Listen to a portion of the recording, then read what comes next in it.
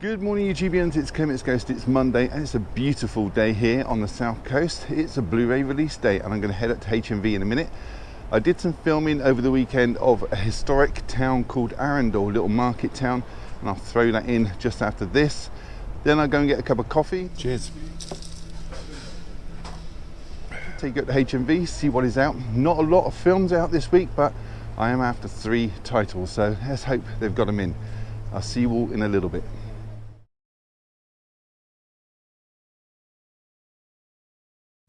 So I'm filming this on Friday, beautiful sunny day. It's about 50 miles north-northeast to London from here. This is in West Sussex. It's a beautiful little market town, very, very old. Dates back in fact to the Roman times. They found some Roman mosaics, but most of the town came from the Municipal Reform Act of 1835. In fact, from 1836 through to 1889, there were only 3 police officers running this entire town. And just up the high street there is Arundel Castle. Unfortunately, it is shut today, but the current Duke who resides there is Edward FitzAlan Howard, the 18th Duke of Norfolk. We'll pop up there a little bit later to show you the castle, well, the outside of the castle. But you can see here they've got a nice Ukrainian flag flying to show solidarity. Here we are at the road a little bit, and there's one of the entrances to the castle. The castle has been here since the 11th century and has resided within the Duke of Norfolk's family for over 400 years. It's a Grade 1 listed building. Beautiful. So further up the road is Arundel Cathedral. This is built on the crown of the hill where the South Downs meets the outskirts of the ancient town of Arundel. Arundel Cathedral is a landmark in the countryside of West Sussex. This great church owes its existence and generosity to the foresight of Henry, the 15th Duke of Norfolk, Earl Marshal. He commissioned the building soon after coming of age in 1868, and on the 27th of December 1869 work commenced under the architect Joseph Alois Hanson. You may have heard of Joseph Hanson. He was born in 1803 and he developed the Hanson cab, which is a kind of a horse-drawn carriage which went on really to become the modern day taxi cab. He also designed Birmingham's town hall and numerous Catholic churches and convents. They did, however, encounter a lot of difficulties whilst laying the foundations. It was necessary to sink concrete supports as deep as 57 feet. In some respects, it was found impossible to carry out Hanson's plans, notably the construction of the 280 feet spire, where only the base which forms the northwest porch was complete. The church of brick-clad with Bath stone was completed in little over 3 years, and opened on the 1st of July 1873, dedicated to St. Philip Neri. So we're going to take a look at the sanctuary here in the centre, also known as the apse. The apse is just another word for a semicircular recess, which is covered with a hemispherical vault.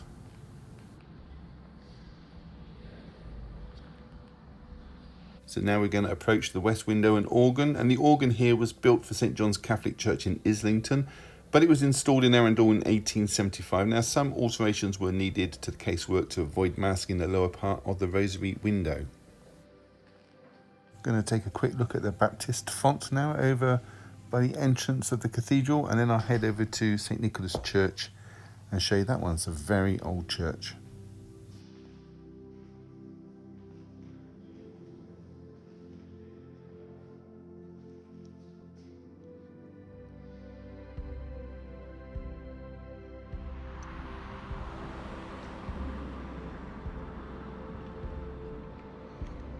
So a 5-minute walk from the cathedral, and here's another church. This is St. Nicholas's Church.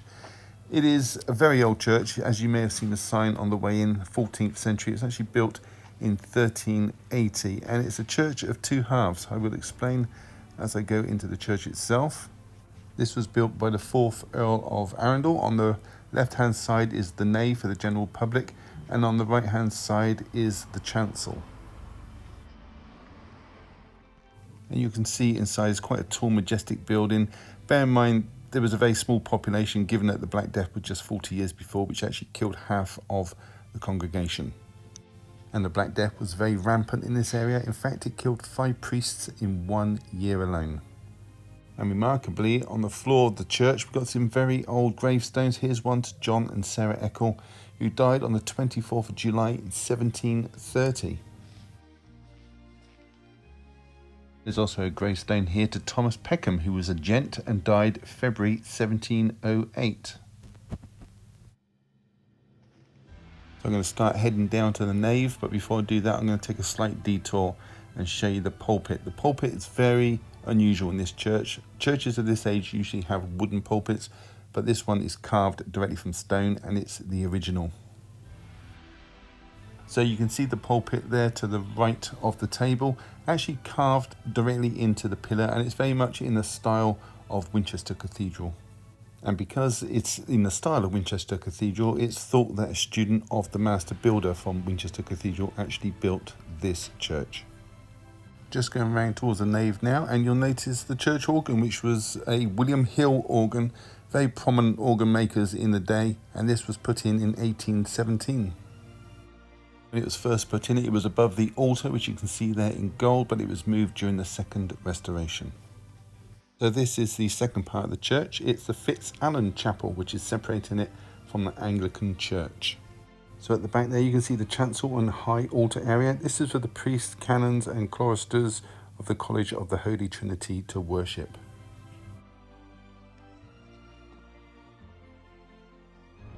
Okay, so I'm back out now. I'm finished with the cathedral and the church. I'm going to head, maybe get a better angle of this castle, because just seeing the side of it here. I'm going to head further down and along by the river and see if I can get a better shot.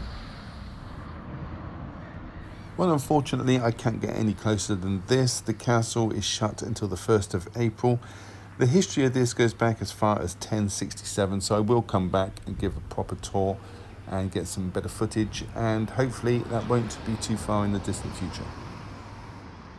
Although I have just read that no videotaping within the castle is allowed, so that could be a little bit problematic for me.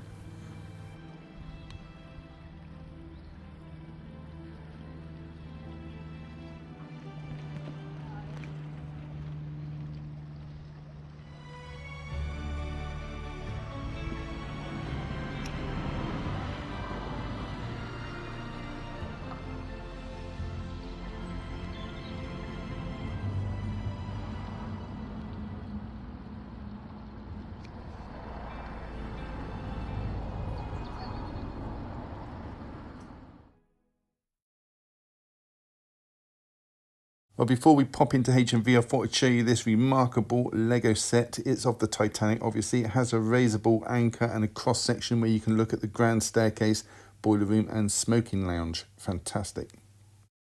So here we go into H&V, just putting the shutters up, and we'll go over to new and trending. There are actually more films than I thought that are out today. There's about 20 titles, but we'll try and find each and every one of them. So the big release today is The Matrix Resurrections. This is released on 3 formats. You've got Blu-ray, 4K and DVD. The Blu-ray is priced at $14.99. A little bit dearer, the 4K, $24.99. They all have slips and they all have different artwork. This is 148 minutes and it is directed by Lana Wachowski.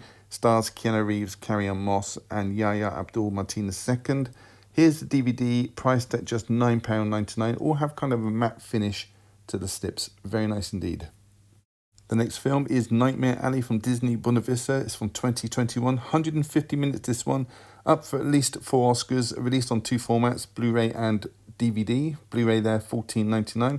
Here is a DVD priced at $9.99. No 4K for this one today. It's directed by Guillermo del Toro and stars Bradley Cooper, Cate Blanchett and Toni Collette. The next film is released from Dazzler Media. It's Dear Evan Hansen. Again, Blu-ray and DVD at this one. Priced at $14.99 on Blu-ray. It stars Ben Platt, Amy Adams and Julianne Moore, and it's a musical. And this tells the story of Evan Hansen, a high school student with social anxiety disorder. Here's the DVD priced at just £9.99. Next, we have a film written and directed by Will Sharp and released through Studio Canal. It's The Electrical Life of Louis Wayne, 111 minutes. Released on DVD and Blu-ray. DVD is priced $9.99. Here's the Blu-ray priced at $15.99. And stars Benedict Cumberbatch, Claire Foy, Andrea Riseborough and Toby Jones. The film carries a 12 certificate. Next, we have the Godfather trilogy from Francis Ford Coppola. This trilogy is released on 3 formats today. We've got the DVD priced at $19.99. Then we have the Blu-ray in a single case by the look of it, and this is priced at $34.99. And these films ran from 1972 through to 1990, 550 minutes. And here we have the 4K in a slightly larger, looks like a digipack box set. And this is priced at £74.99. It carries a 15 certificate. Next in the Criterion section is Boat People from 1982. It follows a Japanese photographer who goes to Vietnam and discovers the perils of war and the effects it has on its people. Over in the World Cinema section now, and we have two releases. The first one being Petite Maman. It's from Mumbai. It's from 2021 with a runtime of just 73 minutes. This is priced at $14.99. It's about a girl called Nellie who's helping her mother deal with her mother's death. Next is a Third Windows Films release. Two titles on this one. You've got Funky Forest, The First Contact, and Warped Forest from 2005 and 2011. Two movies and a runtime of 232 minutes. In the anime section now, and we have three releases today. The first one is from Funimation Entertainment, and it's Dr. Stone Season 1. This ran from 2019 to 2020, and it has a runtime of 600 minutes, priced at $39.99. Next is an anime limited release from 2016. It is Big Order. This is Season 1, and it's the complete season with a runtime of 280 minutes. This one is priced at $29.99. Next is King's Game, the animation. It's about a class of 32 high school students who receive texts commanding them to complete strange tasks. This is priced at $44.99. So over to the television section, and the first one is a Dazzler Media release called Screw. This is from 2022.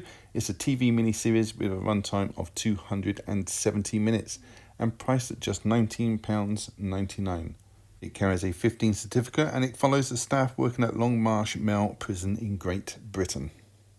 Next is Shakespeare and Hathaway Private Investigators. This is Series 4, released through Dazzler Media from 2021. 450 minutes. It stars Mark Benton, Joe Joyner and Patrick Walsh McBride. Yours for $29.99, and this contains 10 episodes. So I've just come out of CEX, and there were 4 films in there of interest I thought you might want to see. First one is Legendary Weapons of China. This is from 88 Films, made in 1982. It's got a 101 minute runtime. Priced here at £12. It is a bit steep because you can buy it new for $15, but it did come with a slip. The next one is The Flag of Iron, again from 88 Films. This was from 1980. It's got a runtime of 113 minutes. Again, a little bit overpriced, but it does come with a slip. Looks like someone was getting rid of their collection. Next is The Chinese Boxer from 1970. Again, at 88 Films with the slip. Price a little bit better at £8. This does come in at $14.99 on Amazon. And the last one to show you from CEX is Disciples of Shaolin. This is another 88 Films, comes with the slips from 1975. 106 minutes this one with a rating of 15. Again, a little bit expensive at £12 because you can pick this up for $14.99 from Amazon.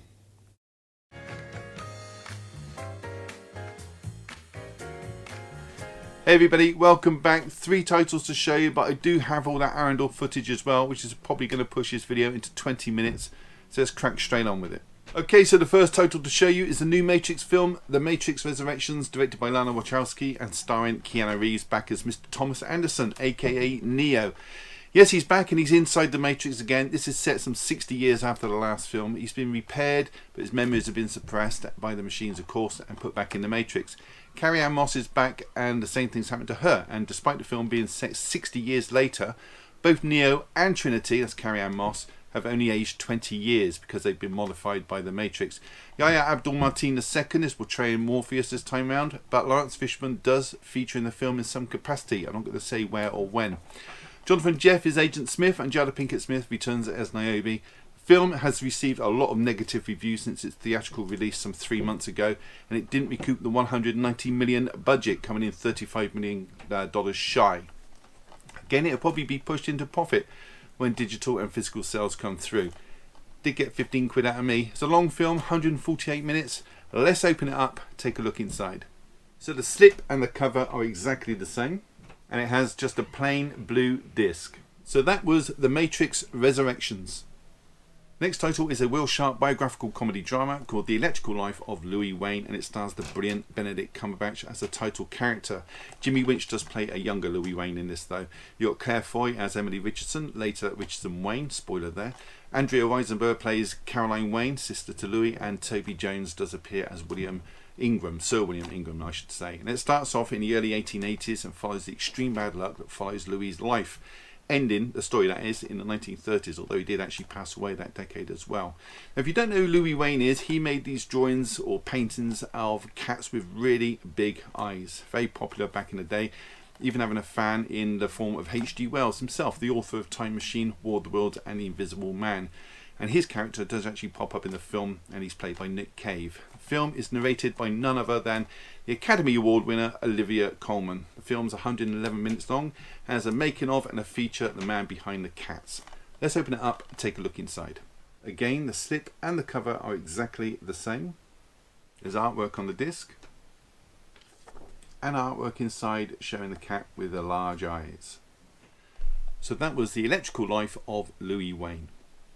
Next and last is Nightmare Alley from 2021. It's a remake from Disney Buena Vista. I recently watched the original and this is extremely good, so I'm looking forward to seeing what Guillermo del Toro has done with this one. Put that down.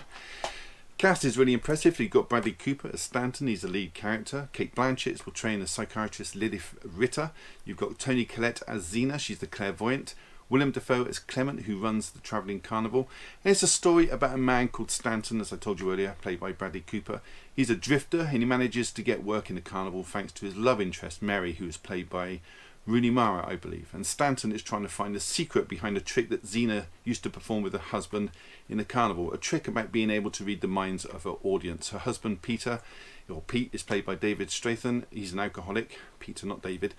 Ron Perlman plays Bruno. He's the carnival strongman who doesn't trust Stanton, rightly so. And it's a tale of a con man who will stop at nothing to get to the top. But when you're at the top, as the old saying goes, it's a long way down.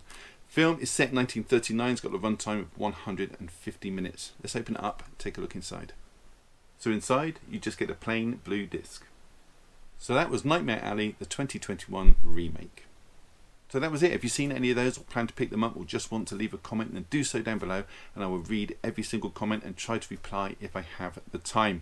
Give the video a thumbs up, it really does help the channel, and subscribe if you haven't. It's all free. Why wouldn't you? And on that note, all it's left to say is thank you so much for choosing my channel today, watching my video. Take care. I'll see you all in the next one. Bye.